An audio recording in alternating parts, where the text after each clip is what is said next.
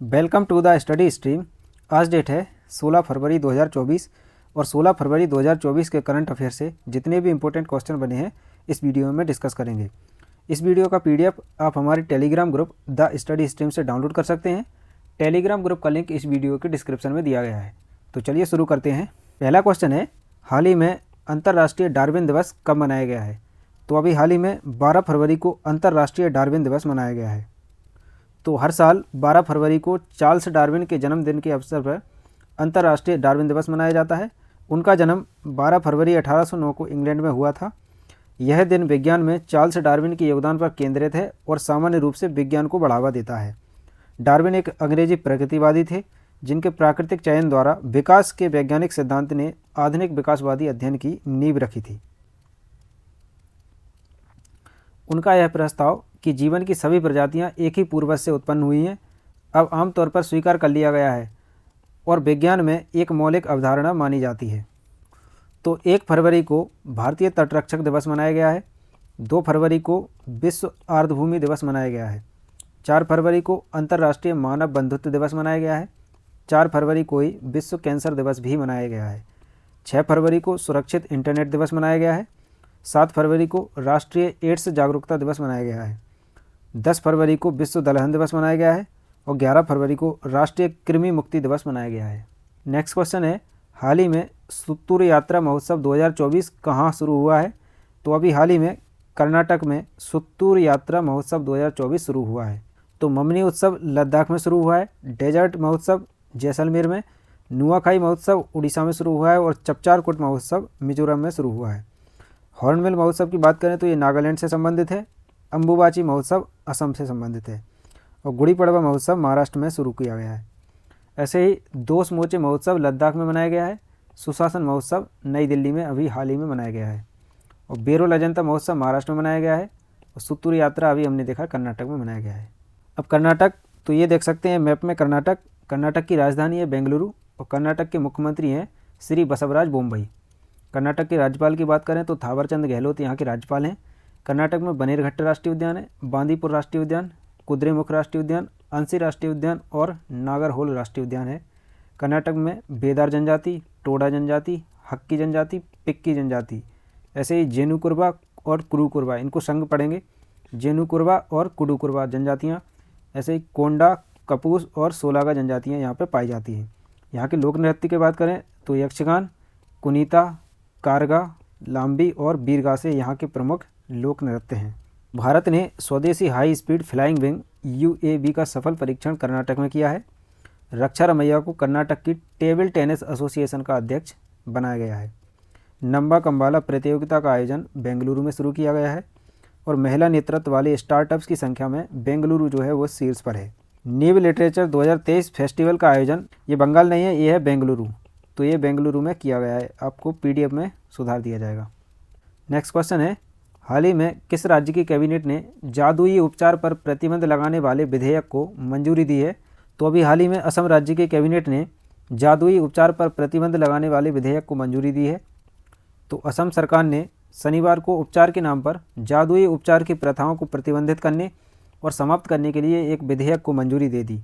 इस विधेयक में ऐसे उपचारकर्ताओं के खिलाफ कठोर दंडात्मक कार्रवाई का प्रावधान किया गया है। विधेयक का उद्देश्य बहरापन, गूंगापन और अंधापन, शारीरिक विकृति और ऑटिज्म जैसी कुछ जन्मजात बीमारियों के इलाज के नाम पर जादुई उपचार की प्रथाओं को प्रतिबंधित करने और समाप्त करना इसका प्रमुख उद्देश्य है। अब असम, तो ये देख सकते हैं मैप में असम की राजधानी है दिसपुर। असम के मुख्यमंत्री हैं हेमंता बिस्वा शर्मा और असम के राज्यपाल हैं गुलाब चंद कटारिया। असम में राष्ट्रीय उद्यान की बात करें तो काजीरंगा राष्ट्रीय उद्यान, मानस राष्ट्रीय उद्यान, नामेरी राष्ट्रीय उद्यान, औरंग राष्ट्रीय उद्यान, देहिंग पटकाई राष्ट्रीय उद्यान और डिब्रू सिखोवा राष्ट्रीय उद्यान। असम के लोक नृत्यों की बात करें तो ये हैं बिहू, बिछुआ, खेल गोपाल, कली गोपाल, नागा नृत्य, भुंगुरम्बा और अंकिया नाट। असम के लोक संगीत हैं बिहनाम, ओइनित्तोम। और असम की जनजातियों की बात करें तो दिमारा जनजाति, कोछारी जनजाति, बोडो जनजाति, अबोर जनजाति, मिकिर, कार्बी जनजाति, नागा जनजाति और लोसाई जनजाति। ये बेसिक इन्फॉर्मेशन आपको असम के बारे में याद रखना है। अमृत वृक्ष आंदोलन के लिए असम के मुख्यमंत्री को गिनीज वर्ल्ड रिकॉर्ड प्रमाण पत्र प्राप्त हुआ है। असम के मुख्यमंत्री को सिंगापुर की शीर्ष फेलोशिप से सम्मानित किया गया है। असम के राज्यपाल ने सरपंच संवाद मोबाइल ऐप का अनावरण किया है और उल्फा गुट और असम सरकार के बीच त्रिपक्षीय समझौता हुआ है। नेक्स्ट क्वेश्चन है, हाल ही में चेन्नई ओपन टेनिस टूर्नामेंट का एकल खिताब किसने जीता है? तो ये हैं सुमित नागल, और इन्होंने अभी हाल ही में चेन्नई ओपन टेनिस टूर्नामेंट का एकल खिताब जीता है।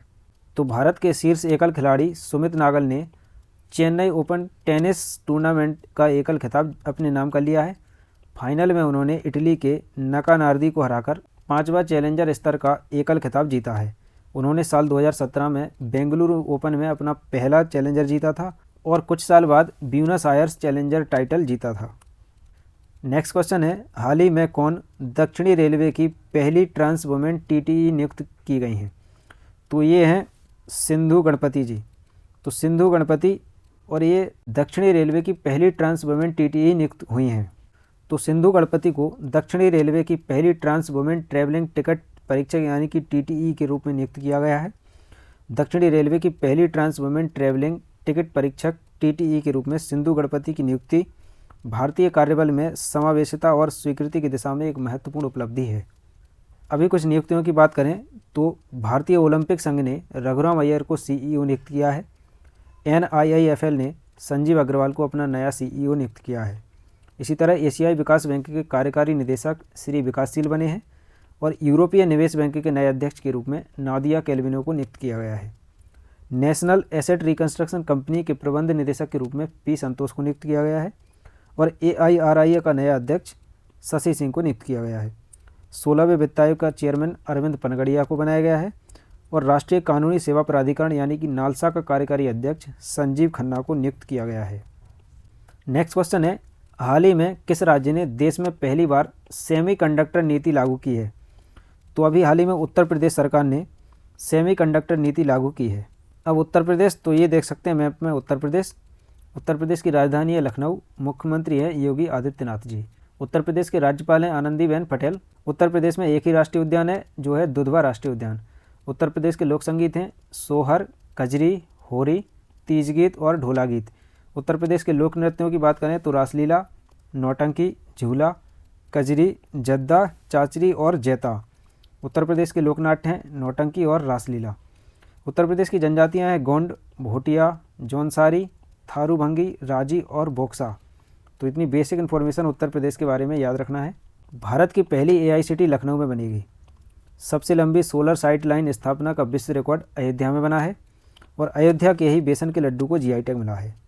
उत्तर प्रदेश सरकार वाराणसी में 25,000 घरों में सौर छतें स्थापित करेगी और भारत के पहले पूर्ण गर्ल्स सैनिक स्कूल का उद्घाटन मथुरा में किया गया है। उत्तर प्रदेश के पहले फ्लोटिंग रेस्टोरेंट का उद्घाटन प्रयागराज में किया गया है। नेक्स्ट क्वेश्चन की बात करें तो हाल ही में श्रीलंका और किस देश ने UPI सर्विस को वर्चुअली लॉन्च किया है? तो अभी हाल ही में श्रीलंका और मॉरिशस ने UPI सर्विस को वर्चुअली लॉन्च किया है अपने देश में। तो 12 फरवरी को प्रधानमंत्री नरेंद्र मोदी ने श्रीलंका और मॉरिशस में यूनिफाइड पेमेंट्स इंटरफेस यानी कि UPI सर्विस को वर्चुअली लॉन्च किया है। अब श्रीलंका और मॉरिशस के लोग भी UPI पेमेंट सर्विस का इस्तेमाल कर सकेंगे। इससे पहले 2 फरवरी को फ्रांस में भी UPI सर्विस की शुरुआत की गई है। फ्रांस में UPI के जरिए एफिल टावर के टिकट बुक की जा सकती है। मॉरिशस की बात करें तो ये है अफ्रीका महाद्वीप और अफ्रीका महाद्वीप के पूरब की ओर है मेडागास्कर और मेडागास्कर के पूरब में एक द्वीप है जिसका नाम है मॉरिशस। मॉरिशस की राजधानी है पोर्ट लुइस। मॉरिशस के राष्ट्रपति की बात करें तो यहाँ के राष्ट्रपति हैं पृथ्वीराज सिंह रूपून और यहाँ की करेंसी है मॉरिशियाई रुपया। नेक्स्ट क्वेश्चन है, हाल ही में अलेक्जेंडर स्टब ने किस देश के राष्ट्रपति का चुनाव जीता है? तो ये हैं अलेक्जेंडर स्टब और इन्होंने अभी हाल ही में फिनलैंड के राष्ट्रपति का चुनाव जीता है। तो पूर्व प्रधानमंत्री अलेक्जेंडर स्टब ने फिनलैंड के राष्ट्रपति के पद पर चुनाव में पूर्व विदेश मंत्री पेक्का हावेस्टोक के खिलाफ जीत हासिल की है। यह जीत स्टब को फिनलैंड की विदेश और सुरक्षा नीतियों को संचालित करने का प्रभारी बनाती है। विशेष रूप से यूक्रेन पर रूस के आक्रमण के बाद फिनलैंड की हाल ही में नाटो सदस्यता को देखते हुए ये नियुक्ति महत्वपूर्ण है। तो बर्नार्डो एरेवलो ग्वाटेमाला के नए राष्ट्रपति बने हैं। चाड के नए प्रधानमंत्री के रूप में सुक्सेस मसरा को नियुक्त किया गया है।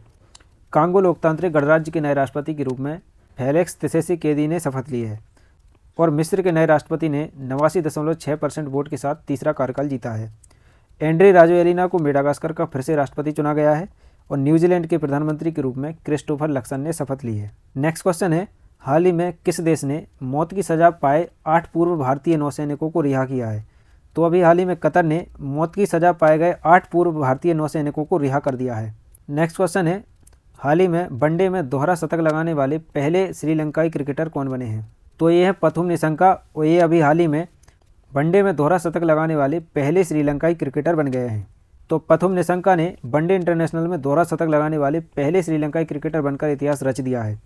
निशंका ने 139 गेंदों में 200 रन की शानदार पारी खेली और निशंका ने सनत जयसूर्या के 189 रन के पीछे रिकॉर्ड को तोड़ दिया है। जयसूर्या ने सन 2000 में शारजाह में भारत के खिलाफ यह पारी खेली थी। अब कल जो क्वेश्चन पूछा गया था उसका आंसर है सुशासन महोत्सव 2024 का आयोजन नई दिल्ली में किया गया है। अब कल की क्लास पर आधारित एक क्वेश्चन है, हाल ही में किस देश की राष्ट्रपति कैटलिन नोवाक ने इस्तीफा दिया है? तो इस क्वेश्चन का आंसर आपको कमेंट बॉक्स में लिखना है। अगर आप कल की क्लास किए होंगे तो आप इस क्वेश्चन का आंसर डेफिनेटली दे पाएंगे। तो ये थे आज के करंट अफेयर के इंपॉर्टेंट क्वेश्चंस। अगर आपको ये वीडियो पसंद आया है तो इस वीडियो को लाइक करें, अपने दोस्तों के साथ शेयर करें और प्लीज़ इस चैनल को सब्सक्राइब करें। Thank you.